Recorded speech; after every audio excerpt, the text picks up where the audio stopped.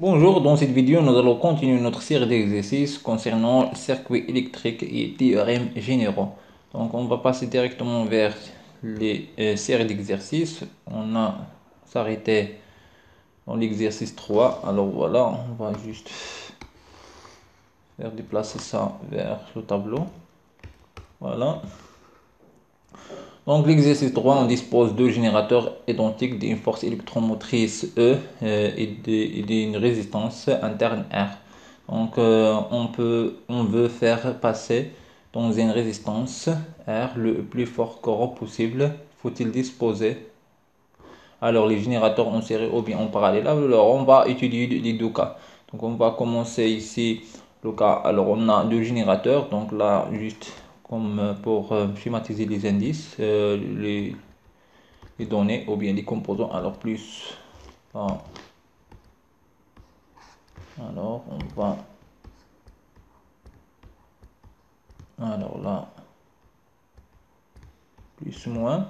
D'accord. Donc la force électromotrice, le courant et force électromotrice E. Donc là, il sera équivalent dans le cas d'un générateur de représentation de Thevenin. Donc là, un générateur de tension idéale. Donc une force électromotrice E, d'accord, en série avec une résistance interne R. Voilà, donc maintenant on va faire, donc on a deux générateurs internes, on va faire dans le cas en série, c'est-à-dire on a ici alors le générateur et on a ici une résistance pour une résistance R, donc de façon globale R.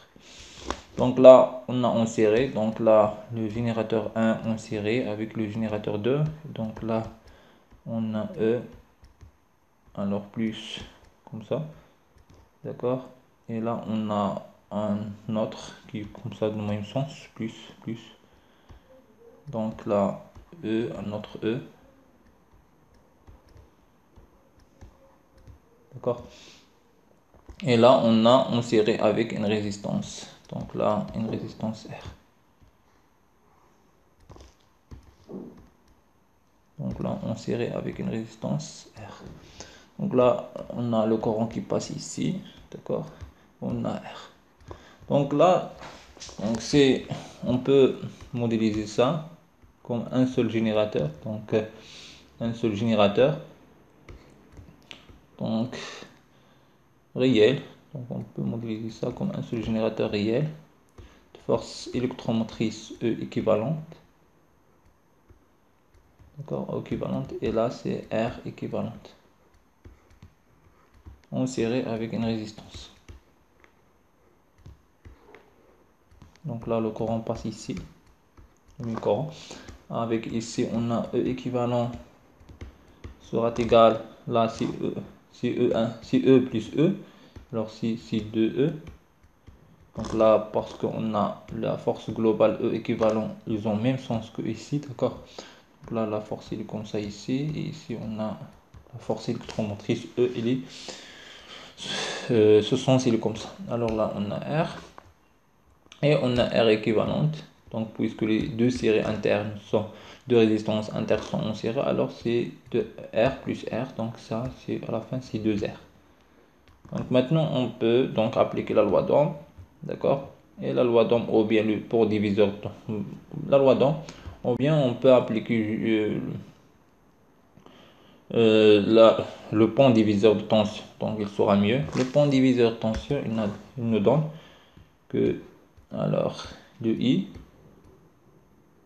Donc là, alors, on applique la loi d'Ohm. La loi d'Ohm, premier la loi d'Ohm. Donc là, voilà, donc on peut appliquer la loi d'Ohm. Ou bien juste,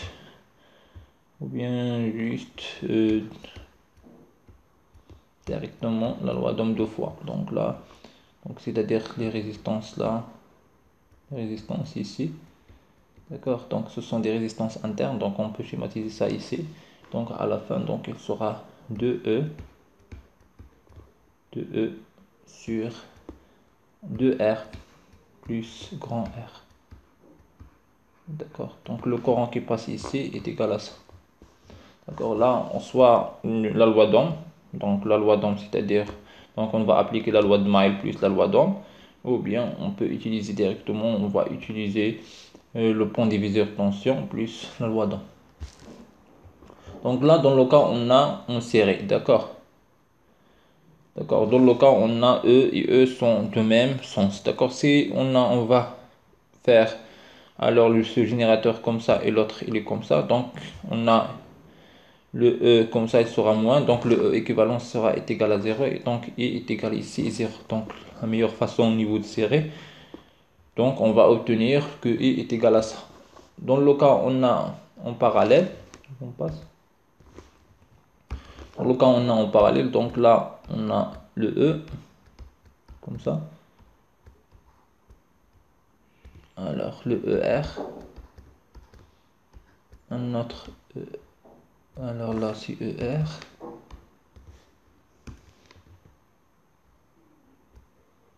ER. Alors plus, alors là c'est comme ça. Là c'est ER. Et l'autre ils seront alors tous ils seront en parallèle avec R. Donc là la tension aux bornes de générateur ici, d'accord. Donc là c'est un générateur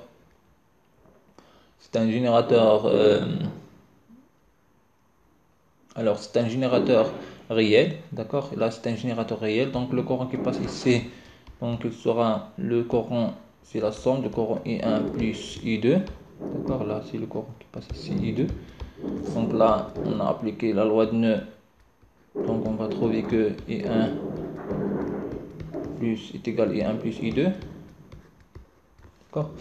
Après donc on va appliquer la loi d'Ohm ici, donc puisqu'on a une résistance ici, donc I1 il sera égal, alors là c'est I1 il sera égal à E sur R, et même chose, donc on va aussi trouver que I2 est égal à E sur R petit r.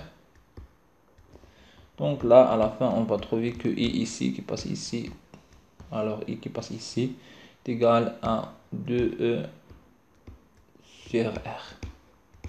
Donc là dans le cas on a en parallèle. Dans le cas on a en serré, on a trouvé que I est égal à K en parallèle.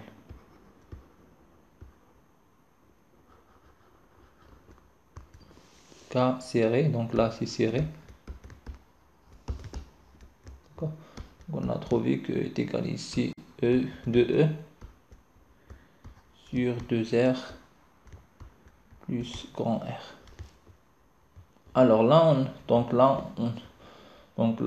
on peut facilement conclure que le I ici il est inférieur à ce I ici. Donc là pour obtenir le courant le maximum de courant, donc on va adopter le schéma en parallèle, d'accord. Donc là on va adopter le schéma en parallèle.